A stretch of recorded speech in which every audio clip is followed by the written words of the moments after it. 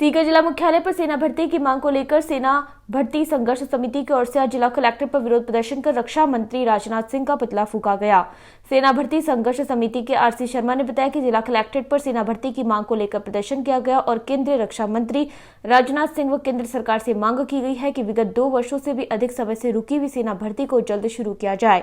इच्छुक सेना भर्ती के अभ्यर्थियों को कोरोना काल के चलते 2 वर्ष की छूट दी जाए। विगत वर्षों में हुई सेना भर्ती की लिखित परीक्षा आयोजित करवाकर भर्ती प्रक्रिया पूरी की जाए। एयरफोर्स का रुका हुआ परिणाम जल्द जारी किया जाए। प्रत्येक जिला मुख्यालय पर साल में 2 बार सेना भर्ती आयोजित की जाए।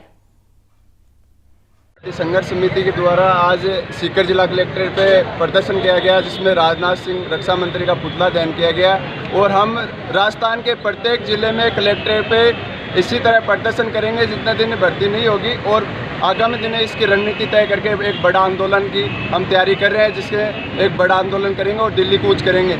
इस आंदोलन का मेन हमारी 5 मांगे हैं, जिसमें सेना भर्ती जल्दी से जल्दी करवाई जाए, कोरोना काल की 2 वर्ष की कम से कम छूट दी जाए, विगत एयरफोर्स का रिजल्ट रुका हो उसका रिजल्ट जल्दी से जल्दी जारी किया जाए और प्रत्येक बिहारों में कम से कम हर वर्ष 2 भर्ती हो और एज में छूट दिए जाए। जो कोविड को बच्चे थोड़ा ना लेके हैं, तो इस पर सरकार को मंथन करना चाहिए और हम प्रत्येक ज़िले में इसी तरह प्रदर्शन करते रहेंगे जितने दिन भर्ती नहीं कराएगी, सरकार होश में नहीं आएगी।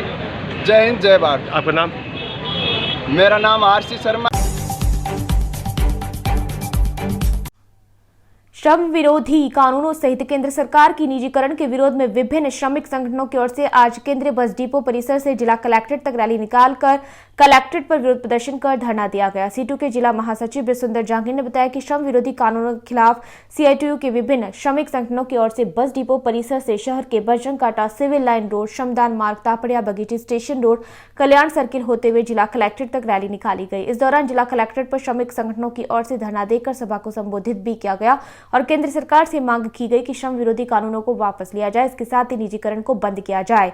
आंगनबाड़ी सहायिका और कार्यकर्ताओं का वेतनमान 24,000 रुपए करने की मांग भी की गई। सीटू के जिला महासचिव बृजसुंदर जहांगीर ने बताया कि कृषि कानूनों के निरस्त होने के बाद संयुक्त मोर्चा के 6 सूत्रीय मांग पत्र को स्वीकार किया जाए। कृषि उपज के लिए न्यूनतम समर्थन मूल्य की कानूनी गारंटी दी जाए। इसके साथ ही बेरोजगारों को 5,000 का प्रतिमाह भत्ता दिया जाए। मनरेगा में 200 दिन काम और 600 रुपए प्रतिदिन मजदूरी दी जाए। इसके साथ ही बढ़ती महंगाई पर रोक लगाने के साथ पेट्रोल उत्पादकों पर केंद्रीय उत्पादक शुल्क में कटौती करने की मांग की गई। इन सभी मांगों को लेकर श्रमिक संगठनों ने अपनी नाराजगी जताते हुए आज कलेक्ट्रेट पर विरोध प्रदर्शन किया। इस दौरान सीआईटीयू के बैनर तले राजस्थान आंगनबाड़ी यूनियन के कार्यकर्ता, ऑटो रिक्शा चालक यूनियन, शिक्षक संघ शेखावत, किसान खेत मजदूर यूनियन सहित विभिन्न संगठनों के कार्यकर्ता मौजूद रहे। आज यहाँ सीकर जिला कलेक्ट्रेट पर केंद्रीय ट्रेड यूनियन और मुख्य तौर से सीआईटीयू द्वारा रोडवेज बस डिपो से एक शहर के मुख्य मार्गों से जुलूस लेकर हम लोग यहाँ आए हैं और मुख्य तौर से जो 2 दिनों की हड़ताल कल से हमारे ज़िले में भी रिंगस जो धागा फैक्ट्री है उसमें संपूर्ण हड़ताल है और अजीतगढ़ एग्रोबायोटेक जो स्प्रिट का कारखाना है उसके तमाम मजदूर हड़ताल पे हैं। सीकर जिले में बैंक और LIC के तमाम कर्मचारी हड़ताल पे हैं। राजस्थान शिक्षक संघ के लोग हड़ताल पे हैं। मुख्य तौर से जो मांगे हैं उनमें यह है कि मोदी सरकार द्वारा जो 44 श्रम कानून इस देश में मजदूरों के बहुत बड़ी लड़ाई के बाद में जो हासिल किए गए थे उन कानूनों को 4 लेबर कोड में जो बदल दिया गया है। हमारा सीटू संगठन ये मांग करता है कि वो 4 लेबर कोड हैं वो निरस्त किए जाएँ और तमाम जो सार्वजनिक उपक्रमों का निजीकरण किया जा रहा है और न केवल निजीकरण किया जा रहा है बल्कि हमारे देश की शान एयर इंडिया को टाटा करेंगे को भेज दिया गया है। जिससे हमारे देश में जो एक माहौल जो मोदी सरकार पैदा कर रही है उसके खिलाफ हम तमाम मजदूर संगठन ये मांग कर रहे हैं कि निजीकरण पर रोक लगाई जाए, ठेका फट्टा बंद की जाए, न्यूनतम वेतन जो है वो 24,000 रुपये महीना किया जाए। और एक तरफ वो बात करते हैं महिलाओं को सम्मान देने की और दूसरी तरफ हमारी जो मिड डे मील की रसोइया जो हैं स्कूलों के अंदर खाना बनाती हैं हज़ारों की तादाद में, उनको सिर्फ 1350 रुपये मानदेय मिलता है और आंगनबाड़ी की जो महिलाएं हैं उनको 7,000 और जो आशा वर्कर हैं उनको केवल 2,500 रुपये जो मानदेय मिलता है। तो हम कह रहे हैं कि तमाम उनको स्थायी किया जाए और न्यूनतम जो वेतनमान है वो 24,000 रुपये महीना दिया जाए। इन्हीं सब मांगों को लेकर आज ये हड़ताल के दिन यहाँ 29 मार्च को जिला कलेक्ट्रेट पर प्रदर्शन करके हम प्रधानमंत्री महोदय को एक ज्ञापन मांगों का भिजवा रहे हैं। इनकलाब जिंदाबाद, सीआईटीयू जिंदाबाद, बृजसुंदर जहांगीर, सीटू जिला मांग।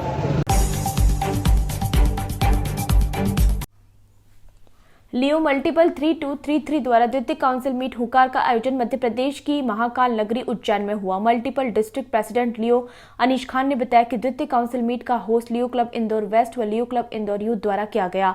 आयोजन की बागडोर के लिए एमडीसी लियो गोविंदा सोमानी को नियुक्त किया, जिन्होंने बताया कि 42 लियो मेंबर्स ने मीटिंग में भाग लिया। होस्ट क्लब लियो इंदौर यूथ के प्रेसिडेंट लियो निकुंज लोया तथा उनकी टीम द्वारा फेलोशिप इवेंट का आयोजन हुआ, जिसके अंतर्गत स्टोरी टेलिंग, ट्रेजर हंट इत्यादि गेम्स में लियोस ने बढ़ चढ़कर सहभागिता निभाई। मंच संचालन लियो शिवानी गुप्ता, लियो पूनम राजौरिया द्वारा किया गया। मल्टीपल सेक्रेटरी लियो निष्ठा सौदावत द्वारा सेक्रेटरियल रिपोर्ट तथा मल्टीपल डिस्ट्रिक्ट ट्रेजरार लियो कंदर्प शाह ने गत 8 माह की मल्टीपल ट्रेजरार रिपोर्ट प्रस्तुत की। एमडीपी लियो अनीश खान, मल्टीपल लियो एडवाइजर लॉयन रवि पटवाल, लियो सज्जन अग्रवाल, आईपीएमडीपी लियो प्रखर करपे, पीएमडीपी लियो लोकेश हजारिका ने क्लबों एवं लियो लीडर्स को उनके द्वारा किए गए उत्कृष्ट कार्यों की सराहना कर अवार्ड से सम्मानित किया। इस कॉन्फ्रेंस में आकर्षण का केंद्र बिंदु रही आगामी लियो मल्टीपल कन्वेंशन 2022 प्रवास की लॉन्चिंग, जिसका नेतृत्व लियो राहुल गौतम ने किया तथा उन्होंने बताया कि कन्वेंशन की लोकेशन कुंभलगढ़ के कुंभाबाग फोर्ट में आयोजित होना है, जो कि बेहद मनमोहक स्थान है। तथा कन्वेंशन लॉन्चिंग के पश्चात तुरंत 65 लियोस के रजिस्ट्रेशन भी आ गए। अंत में मल्टीपल डिस्ट्रिक्ट सेक्रेटरी लियो निष्ठा सौदावत द्वारा होस्ट क्लब तथा उनकी पूरी टीम को धन्यवाद दिया। लियो क्लब सीकर से मल्टीपल एडवाइजर लियो सज्जन अग्रवाल ने मल्टीपल डिस्ट्रिक्ट 3233 की द्वितीय काउंसिल मीट हुकार के सफल आयोजन के लिए बहुत बहुत बधाई व आगामी मल्टीपल कन्वेंशन 2022 प्रवास हेतु शुभकामनाएं दी। सीकर जिले के लक्ष्मणगढ़ कस्बे के वार्ड संख्या 30 के आंगनवाड़ी केंद्र पर राजस्थान नगरीय आधारभूत विकास परियोजना RUIDP द्वारा जागरूकता कार्यशाला का आयोजन किया गया। CAPP के सहायक सामुदायिक विकास एवं जेंडर सपोर्टर महेंद्र सिंह राणावत ने बताया कि जागरूकता कार्यशाला के तहत जल परियोजना कार्य पर चर्चा की गई।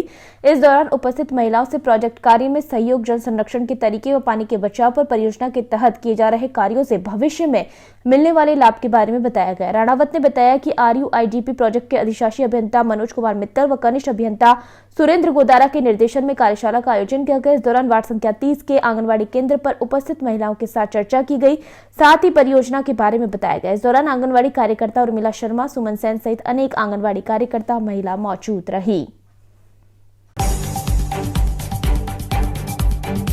झिंडो पुलिस ने फायरिंग के आरोपी को गिरफ्तार किया है। सदर थाना पुलिस ने नारनौल हरियाणा निवासी रवि सोनी को गिरफ्तार किया है। रवि ने अजाड़ी कला गांव में 8 मार्च को फायरिंग की थी। सदर थाना अधिकारी महेंद्र कुमार ने बताया कि अजाड़ी कला गांव में 8 मार्च को आरोपी ने फायरिंग की थी। इस संबंध में संदीप भार्गव ने रिपोर्ट दी थी। रिपोर्ट में बताया गया था कि रवि सोनी उनके घर आया और घर के सामने हवाई फायर करके फरार हो गया।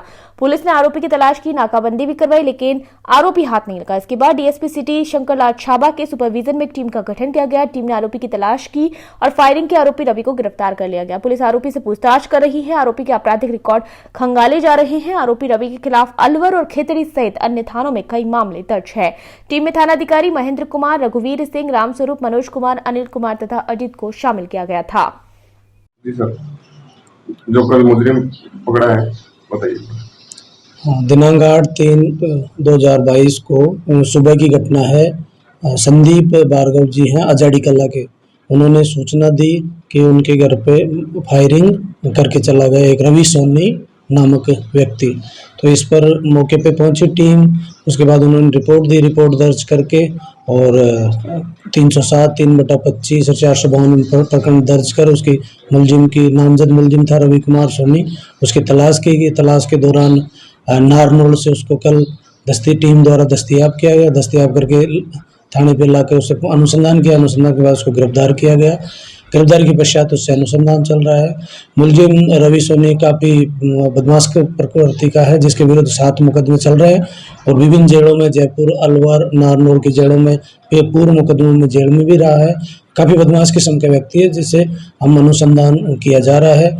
मूलतः ये खेतड़ी शिमला के रहने वाले हैं। वैसे अब वर्तमान में नारनौल में ही रह रहा था। नारनौल से इसको दस्तयाब किया गया, गिरफ्तार कर अनुसंधान किया जा रहा है उससे। दुकान के बाहर गाड़ी पार्क करने से मना करने पर युवकों ने दुकानदार से मारपीट कर दी। पुलिस ने मामले में आज 2 युवकों को गिरफ्तार किया है। बाकी युवकों की तलाश की जा रही है। घटना 5 दिन पहले की है। मामला सीकर के कोतवाली थाना इलाके का है। कोतवाली थाना अधिकारी कन्हैया लाल ने बताया कि 29 मार्च को स्टेशन रोड पर दुकानदार विजय अग्रवाल ने मारपीट का मामला दर्ज करवाया था। रिपोर्ट में बताया गया था कि उसकी दुकान के सामने कुछ युवकों ने गाड़ी लगा रखी थी। गाड़ी हटाने को कहा तो युवकों ने अपने साथियों के साथ मिलकर मारपीट कर दी। मामला सामने आने के बाद दुकानदार सीसीटीवी फुटेज निकाले और आरोपी की तलाश शुरू की। पुलिस को मुखबिर से सूचना मिली कि 2 युवक सारासर बस स्टैंड पर खड़े हैं। पुलिस टीम ने मौके पर पहुंचकर बाबूलाल और उमेश को गिरफ्तार किया। फिलहाल पुलिस दोनों आरोपियों से पूछताछ कर रही है। मामले की जांच कर रहे विजेंद्र कुमार ने बताया कि सीसीटीवी कैमरे में युवक दिखाई दे रहे हैं। मारपीट में शामिल दूसरे युवकों की भी तलाश की जा रही है।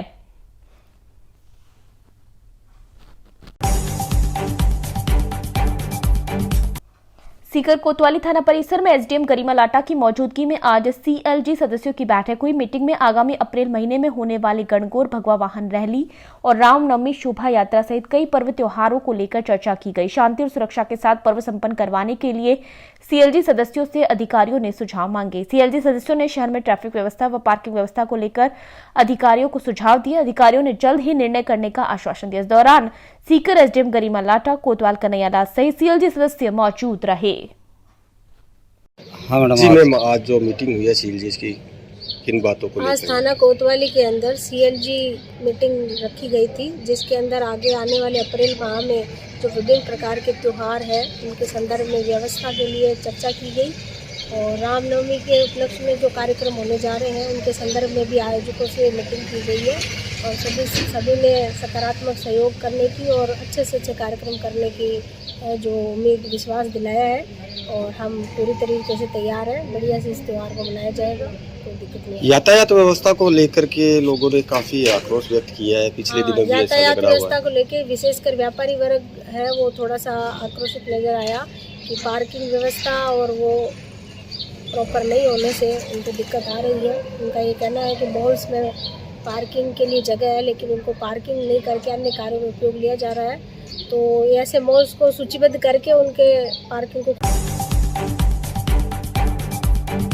राजस्थान शिल्प और माटी कला बोर्ड के उपाध्यक्ष व चूरू जिला डिजिटल कांग्रेस सदस्यता अभियान के जिला प्रभारी डूंगर राम गेदर तारानगर आकर सदस्य अभियान का फीडबैक लिया।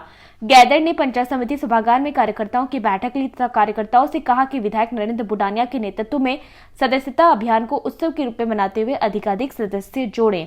कार्यक्रम में जिप सदस्य विमला कालवा, तारानगर ब्लॉक अध्यक्ष कृष्ण सहारण, चेयरमैन प्रतिनिधि मुंशी खा, कुंदन सैनी, रामचंद्र प्रजापत, दिनेश प्रजापत, भगत सिंह भाकर, सुनील सैनी, एलडी जोशी, विक्की भालेरी, बाबू खां, बाबू हुसैन कुरैशी, सुरेंद्र पूनिया, हेतराम किरोड़ीवाल सहित अनेकों कार्यकर्ता मौजूद रहे। उपस्थित कार्यकर्ताओं ने साफा व माला पहनाकर गेदर का भव्य स्वागत किया।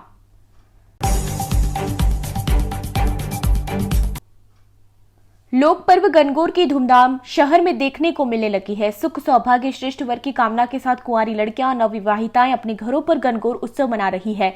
मंगलवार को भोजकों के मोहल्ले स्थित आशीर्वाद सदन में महिलाओं ने समूह में गणगौर की पूजा की एवं परंपरागत गीत गाए।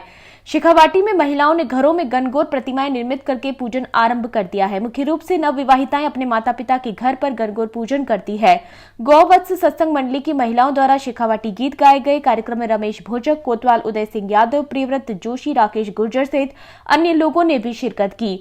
महिलाओं ने बताया कि मोहल्ले में टोकरी में ईसर गौर की पूजा कर गणगौर उत्सव मनाया एवं गीत गाए। गली मोहल्ले में महिलाओं ने गणगौर पूजन के बाद अपने इष्ट देव को पानी पिलाया और बिंदौले खिलाई।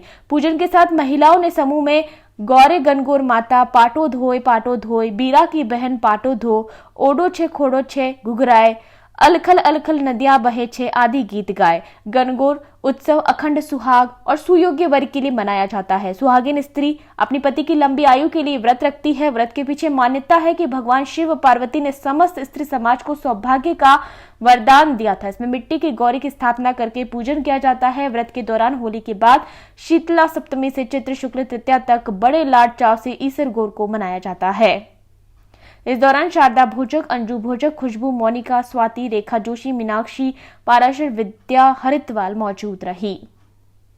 जो अर्चना है आप लोग गणगौर की कर रहे हैं? हम लोग धुलंडी के दिन से ही गणगौर माता की पूजा करते हैं। सुबह सुबह दूब लाकर जो है उनकी पूजा की जाती है, क्योंकि अब से बनोरा शुरू हो गया है। तो आज गोवत्स मंडली द्वारा जो है बहुत सारे गणगौर माता के गीत गाए गए हैं। गणगौर और ईश्वर जो है वो भगवान शिव पार्वती के स्वरूप है और उन्हीं को ध्यान में रखकर उनकी पूजा की जाती है। कुंवारी कन्याएं जितनी भी होती है वो अपने अच्छे वर के लिए पूजा करती है गणगौर माता की, और जितनी भी सुहागनी होती है वो अपने पति की लंबी आयु के लिए जो है गणगौर माता की पूजा करती है।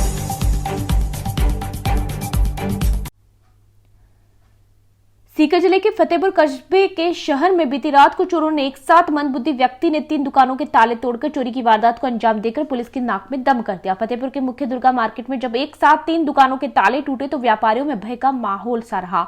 पुलिस ने सीसीटीवी के आधार पर चोरी की तलाश में जुटे तो सीकरिया चौराहे के आगे जन भवन के पास के आसिफ को हिरासत में लिया। मंदबुद्धि चोर ने 3 दुकानों के ताले तोड़े थे। मंदबुद्धि चोर ने 3 दुकानों से ताले तोड़कर 20 रुपए चोरी किए। मंदबुद्धि चोर से पूछा गया कि चोरी क्यों की तो उसने बताया कि कुरकुरे खाने के लिए 20 रुपए चाहिए थे। वहीं इस मार्केट में कुछ महीने पहले भी चोरी हुई जिसमें चोर कुछ नहीं लेकर गया था। ऐसे में कोतवाल उदय सिंह ने बताया कि आरोपी के घर वालों को बुलाया जाएगा, इलाज के लिए भेजा जाएगा। आरोपी मंदबुद्धि होने के कारण ज्यादा कुछ नहीं बता रहा है।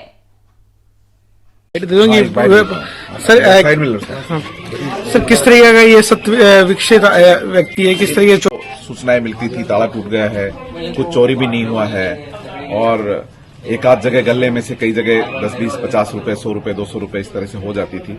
हम सोच रहे थे इसमें कोई ऐसा कोई आदमी है जो अब ये बिल्कुल अर्धविचित सा आदमी है जो कोई बात पूछने सही तरीके से बता भी नहीं पाता है, लेकिन इसने ये बताया है कि रात को मैंने 3 दुकानों के ताले तोड़े थे। अब हम इसके घर वालों को बुलाएंगे, इसका इलाज कराए। ये सही बात नहीं कर पा रहा है। कुल मिलाकर के इस पागल ने जो पुलिस को सिरदर्द कर रखा था वो सिरदर्द हमारा दूर हो गया। ठीक है, ये राउंड अप हो गया। कैसे तोड़ी? गलती तोड़ दिया। पहले भी तोड़े थे? हाँ, क्या राधा हॉस्पिटल वाले? तो तू ऐसा काम क्यों करता है, किस लिए? कितने रुपए मिले? 20 रुपए। क्या किया फिर? कुरकुरे खा लिए। तो ऐसे क्यों तोड़ता है? ऐसे थोड़ी तोड़े जाते हैं कोई। फिर थोड़ी तोड़ेगा? कदे नहीं तोड़ूंगा। इलाज करवाते हैं घर वाले? घर जाना पड़ती। अब किसी को पता लगेगा चोरी की है, क्या करें? बंद कर दे, जेल भेज दे? क्यों? नहीं, बढ़िया रहेगा। परेशान हो रहा है कस्बे वाले, मार्केट वाले परेशान हो रहे हैं। नाम क्या है तुम्हारा? आसिफ। ओके, आसिफ है। कौन सा बोल रहा है? क्या जैन भवन को नहीं अपना? हाँ, कमल जैन आ गया। चलो पूछताछ करेंगे तेरे से थोड़ी बहुत, देखेंगे क्या बता। ये थोड़ा